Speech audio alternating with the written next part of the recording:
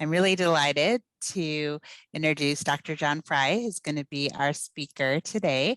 Dr. Frey has a long career in family medicine. It's been a pleasure personally to know him for a really long time. Since I was a medical student, we actually met at STFM. But on top of that, Dr. Frey's had many different roles, including being the editor of family medicine. He led a fellowship program at North Carolina. He was chair of the Department of Family Medicine and Community Health at the University of Wisconsin. He's what's called a faculty whisperer. So he's reached out in New Mexico. He helped faculty in our department, just around careers and mentoring. Lots of other roles, lots of leadership roles in our organization as well overall. And I think including being, an associate editor at the Annals of Family Medicine and at the Wisconsin Medical Journal, an editor there as well. So with that preamble, I guess, and I could go on for a while, but we all want to really hear what John has to say. So with that, I'm going to turn things over to him. Thanks, Nancy. I really do want to have a bit of a conversation. It's always difficult. I love having conversations in groups. I hate doing it on a screen because I realize that it isn't as engaging as we'd like it to be. But and any point along the line, if you got something, put your little yellow hand up. I don't know how to put mine up, but you can put your hand up and then we can talk. I'm John Frey, as Nancy said, and I'm now in 53rd year of being a family doctor. And so I've been in different places in my life, and I'm currently retired. I've gotten to the point in my life where all these former residents who I kind of keep up with periodically and fellows and things like that are all retired. And that's just terrifying, actually. We were talking a little bit about what do you do with senior faculty? I was early on, what do you do with young faculty, which I was at one point in my life. But now a lot of what's going on is what do you do with senior people and how do you make the best use of them? So it's an interesting dilemma. I just wanted to talk a little bit about kind of institutional and career pathways, let's just say. I was thinking about this. By the way, you all are very modest. I realize short intros are short intros. But this is quite a group. I mean, many of you have had fellowships, you're in charge of programs, you have curricular responsibilities, you have administrative responsibilities. So, you're not rookies. And so part of it is you've already had a fair amount of experience in the discipline and in the places where you're working. Some of you may have even, I didn't look that carefully at your bios, may have even been at a couple of institutions, a couple of different places, which happens. And so some of what I want to say is not how do you get started, but where do you go once you're started, I guess, as a family medicine career faculty member. And I had this experience with my first job, which I keep thinking about, especially, you all can answer this question easily. You did in your bios. But when I started out and I was looking for a job, I went to the University of North Carolina, and I was brand new residency graduate, looking for a job, wanted to teach. That's about it.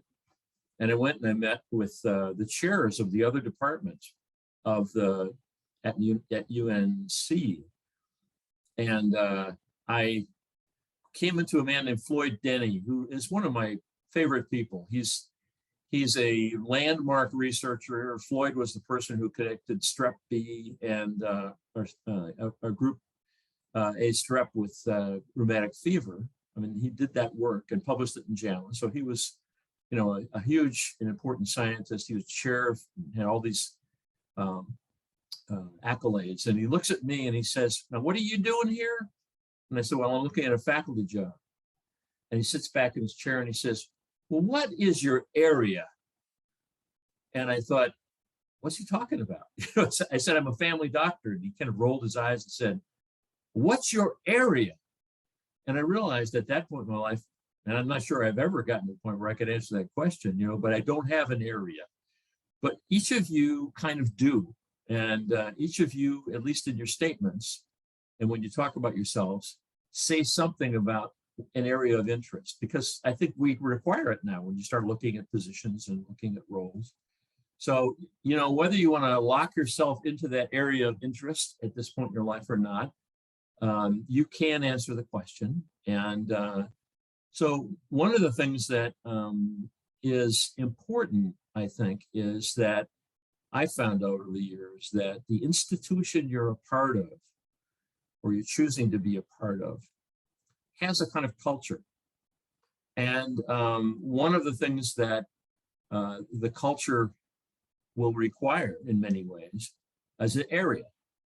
So as you're thinking, and you don't have to have it, and we certainly won't hold it against you if you change your area, but developing a career anchor, which is a term that was brought up when I was running a fellowship program in North Carolina, which I really liked a lot. And this person who was teaching it was from the School of Education. And he said that many people in the first period of their lives, now, you can connect that to the first 7 or 8 years and tenure and all these different kinds of things. But for some period of your life, the first period, generally speaking, you develop a career anchor, which just means you're good at something.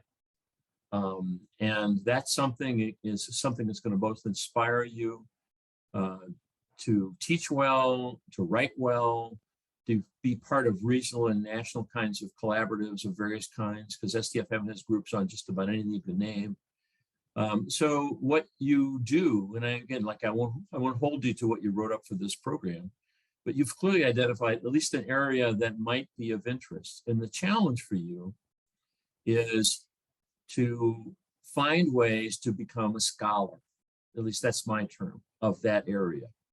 And becoming a scholar means reading the literature, knowing what other people are doing, being able to write something about that particular area that is, it doesn't have to be Nobel Prize material, but it has to be new, different. Please don't write about COVID anymore. All right, I'm just kidding, but I'm tired of reading COVID articles. And so, you've got to be thinking as a scholar. So if you have an area, and don't pick 5 areas, please. And don't pick necessarily one. I mean, you've got to be a good doctor and a good teacher, an enthusiastic teacher, but having something you're interested in that you bring to the place you are working is an important part of the first part of your life. And, like Nancy said, I've known her since she was a student. She didn't have an area when she was a student, but she's evolved over a period of her career. And I've had the opportunity to watch her, move into a number of different things, which seemed to come from the thing that preceded it. So part of what you'll find is your interest in a particular area and you'll be recognized as the maternal health person, or as the procedure person, or as the curricular person, or having certain kinds of administrative skills and educational skills to bring value to the organization you're part of. If you're in an institution like I have been for most of my life, which is fairly structured, which has a program of promotion and tenure, or at least promotion, it's important to add to that area and that particular career anchor, doing something to let other people know what you've done beyond the place you work. And that's another element of scholarship, which is sharing what you know and sharing what you've learned with others. Typically, you write those things up. The world is really interesting now because there's so many ways to communicate what you're doing, and it's doing it in different ways too. It's doing it with the media actually counts.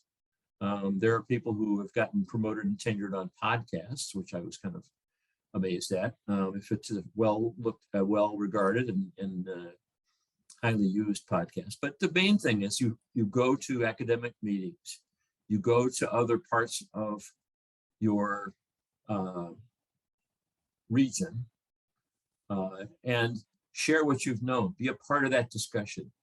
The big question that I point out to anybody I'm looking at or I'm talking with about, and myself, because I learned it from myself when I made changes, is what conversation do you want to be in? What's the conversation nationally that you'd like to be a part of? And that's an important, it's kind of an insight for me. It's the reason I decided to be a chair, because I wanted to be in a conversation. I was happy and doing lots of interesting work at North Carolina, was being fairly productive, but I wanted to be in a conversation which was more of a national conversation about our discipline. So one of the ways you do that, one of the ways, not only way, is to go and be a chair or a leadership position if it has to do with residency training or student education. So there's that kind of traditional place. There are lots of places now that if you're doing research, you can become part of institute centers, gatherings of people who come from a variety of backgrounds, and those are sometimes in your institution, and people I know have moved into that from their own department. So the thing that I'd like you to think about, don't have to answer, but we talk about it, is as your life has gone, or your career has gone so far, and as you're anticipating the next 3, 4, 5 years of your career, how do you develop a career anchor? And what do you develop it in? And you're not isolated to that. That's one of the things, the first thing I ever published, which shows you that you sometimes get smarter as you get older. First thing I ever published was why family medicine should have no specialization. You can see how well that went. But I believed it at that point. And I still believe that people should be generalists in their attitudes, in their skill set, in the way they think, even though you have an area, as Floyd Denny would ask, or you have a particular career anchor.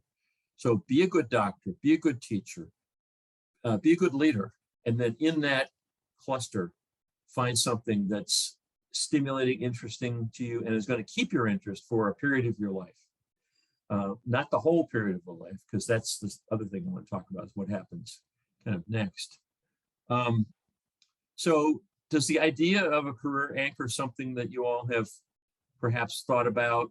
So there's, geriatrics is a good one in many ways, because there's lots of family docs who are working in geriatrics. And, it's interesting as they talk about who are our primary care physicians, more and more geriatricians are included in that mix, who are doing a lot of care and will do even more care as the population ages and stuff. So you'll be a go-to person and a resource for the people who are in residency program. I mean, it's a big area. I mean, geriatrics is big. And so one of the things that I learned early on when I was struggling to try and figure out what I should write about so that I could become promotable in my life was, and someone said this to me, he said, write about what you do. So if you have an interest in, I don't know, ultrasound or something like that, but you're in geriatrics, that's cool to have a hobby. And if you can bring ultrasound to bear on geriatrics, that would be good too. But I think the most important thing is each of you are working in an area or a place that in your professional lives that interests you. Think of stuff that you might want to share that comes kind of in alignment with your area of interest or your particular focus. So developing a career anchor, as I said, is becoming a scholar, being known for being helpful to others and knowledgeable. It means skill sets that you can also share with others or use for teaching. And then this issue of scholarship as communication of your activity or your work can be done by picking some area that is interesting and finding people to do it with. It's not my line, but others many, many years ago used to talk about research and scholarship is a group effort. And so, I mean, Nancy, probably the best example I've ever known of somebody who always works in groups. Sometimes groups can slow you down, but in general, it gives you an opportunity to share your ideas, to learn things from others and so on. So once you find something that you'd like to do more scholarship on, see if there's other people who are interested in the same thing. The nice thing about STFM is you can find them in lots of groups and people you can call. And one advice to everybody who's trying to write anything or do anything that's new is nothing is new. So when you find something, a paper that is intriguing to you or something you're going to use that relates to what you're interested in, call the author. They have this thing on papers that said, not communicating author, I'm blocking on it, but corresponding author. Well, correspond, call them up and say, I'm working on this stuff. What did you guys learn? And anybody else you're doing? So that the tendency for us to work alone, especially in places that don't have very large, or even in places sometimes they have very large faculties, you want to find a place to connect with. So nice work. I mean, that happens. I'm afraid that, institutions do change, or people change institutions. And I think what you're showing is something I talk with folks down the road, a ways away from where you are at your careers, is to take stock of what you're good at, what makes you happy, and see if you can carry those lists around and match them up in places that you can make a contribution to. So that's and that's actually one of the things for the thing that happens next after you have a career anchor and you become good at that, is to take stock of what you're kind of broadly good at. If you've got leadership skills, if you're a good communicator, if you're somebody who likes to do mentoring, if you're somebody who likes to do leader, I mean, all these things are a part of your professional career, and having kind of a list and then making sure somebody you know and trust looks at it and says, nah. I mean, because I put my list together and showed it to my wife, and she said, well, you're not that good at that. So it's very helpful to have somebody externally to point things out. But that's what happens. And then you have general skills, and you can apply general skills to whatever might happen or open up for you next in your life, whenever that next might be. So it may be leadership in the area like exercise and wellness, and certainly people my age need a lot of help with the whole idea of being mobile and being helpful. I keep saying the sports medicine people ought to be call it old folks medicine, because it really needs to be helping people stay mobile and so on. That's a good example. And being, having that loss of a person who was your mentor is a real blow. On the other hand, what you did is what we need to do is just say, well, let me see what I can apply my skills and my ideas to that might be available here now. So that's great. In being a family doctor and teacher is kind of your main job. Well, it means that's the contribution you can make to that residency program and to your community, and to, like, I've never heard, maybe everyone else has, I've just not doing much OB for a long time, but is that a common thing? I mean, Zoom, I never thought of Zoom as a place that lactating women to get together and kind of have a group, and there's all sorts of potential positive things. So have you seen that written up anywhere? I've seen it written up in like the lactation consultant community more than the MD community. But I haven't seen it written up. So there's, not to push anything, but the Annals of Family Medicine has a innovations in primary care practice section, 600 words about an idea that works. That's the kind of, if you want to get into the MD community, especially family medicine, which I think has a lot of interest in lactation, in teaching that, that's the kind of place you can go to do some scholarship with what you're doing. So you're kind of describing a great alignment. It's an interest, you got trained, teaching it, and you ought to be thinking about how to share that beyond the people that you're teaching in an immediate way. And offline, we can talk some more about how you might do that. Thank you. I'd appreciate that. Others? That's really interesting, because in many ways, one of the things I bring up to people, is the birth rate in the United States has dropped by 5% in the last 5 years. That's the first time that's happened since the Depression. So the whole question of who's going to take care of mothers and babies and all that kind of thing, and looking for new ways to do it, and doing it creatively within, a practice that's a total kind of general practice, is going to be really challenging, and find opportunities to teach it is going to become more challenging. So that's an area that has both educational, clinical, and policy kinds of parts to it. And that's, that's one of those things yeah,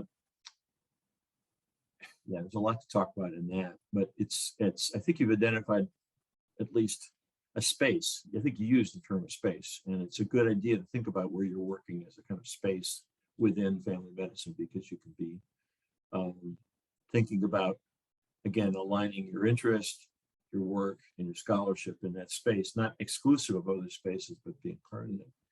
I did want to say some more. I meant to talk a little bit more about the institutional issues, and I know Nancy's. So understanding the nature of progress for faculty in your institution is important. There are kind of classic universities where you have a track where the major focus for what you're doing is research. And if at some point along the line, and early in your career, wherever institution, it might be good to sit down with the person who's your direct supervisor, whoever that might be, and say, look, I would like to be able to have a career here, and I'd like to look at how I might get promoted. Within community hospital residency programs, that might be an academic role, but you may want to take a leadership. And if you have an area you'd like to take leadership, try and talk to somebody and say, be much more bottom-up management. I believe that it's important. And sit down. If they don't have a review with you every 6 months, you have a review with whatever your supervisor is every 6 months, and sit down and say, here's what I want to do. Here's what I'm doing now. Here's where I'd like to go. Need your help and support and thoughts. If you're in an academic, like a university, a medical school, they have criteria for promotion. And you ought to know what those criteria are. And you ought to know when things need to be done, and the timing of everything. And those can be anywhere. There are there are very few, actually, I did study a few years ago, there are very few tenured faculty members in most departments of family medicine or family community medicine in the country, because it really doesn't have a relationship to your ability to be a leader. It has a relationship to what you want to do with your career. When I talk with folks who are kind of research heavy and getting promoted and doing that kind of stuff, there's a time at which they've got to decide, are they going to do this for the rest of their lives, or are they going to take on a leadership role of some sort or the other? But for people who are not in that kind of institution, which is most people, you do want to see promotion as an evidence of progress. There may be some salary or opportunities that are necessary or that come with promotion. And you should do it because it's a recognition of your value and your contribution to the department that you're a part of, or the residency program you're a part of. So early on, I think I've always said that so the three institutions I've been at: UMass in Worcester, UNC in Chapel Hill, and then Wisconsin.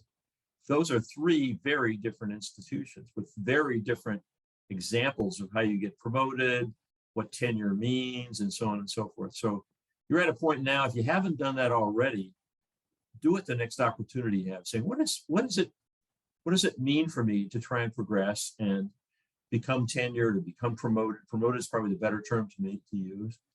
And I'd like those kinds of criteria. And if they haven't been explicitly laid out, just talk to the director or the chair or whatever it happens to be and say, how can I get some help in being able to understand how that's going? And then really getting someone who is a formal mentor, somebody who's a senior person in the department, to help you make those kinds of steps. So that's kind of going back a little bit, but the idea is understanding your institution is the first thing. Understanding yourself is probably the most important part of that within the context of that institution. And then, seeing yourself, if you're going to be in a program in a community, Jennifer, if you're going to be in Lawrence for a long time, what do you see yourself doing? You don't have to stick to it, but what's the direction you want to go, and what would you like to do, and how are you going to get there? And a lot of this comes, in my opinion, down to how well you set up an anchor, get recognized for what you're able to contribute, and then, kind of like is what are your skills, and how would you take your skills and maybe put them in a different place, because that happens once you get past your first kind of 7, 8, 9 years in an institution. It's what do you want to do next, and that's a different kind of taking stock. So as far as how to be able to get what is scholarship, I guess, is the other thing. And Nancy's very good at this. So you have somebody who's an expert at helping understand and where it fits and so on there. So you're going to be with her. But that's something in many ways you got to clarify again with the institution you're a part of. Because presenting at STFM on an idea may be a good example of scholarship that gets you some credit. But in some institutions say, well, I'd like you to write that up, or I'd like you to present that someplace else, or I'd like you to become, get broader in what you're doing. So the biggest part of being able to be successful in any institution, whether it's, whatever the shape and size and whatever, is to understand from the people who are responsible to and for you what it means to be engaged in scholarship there. So don't ever assume anything.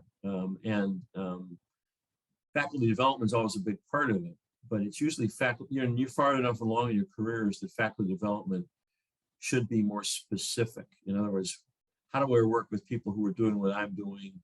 And how can I form some partnerships and create some examples of scholarship with other people, if you can. So the whole question of rural or location or recruiting people to difficult places to practice, let's just say that, has been a challenge for the discipline for a long, long time. And we love to talk about how well we have done it, but I don't believe, from what I've read and who I've talked to, that we understand why that works. If we've done it well, why have we done it well? What has happened? Did we get the right people? Did they get the right education? Did they make the right choices about where they're going? So you're looking at everything from the pipeline to skill sets to some of my, and I've done a bunch of this some years ago, looking at why people stay.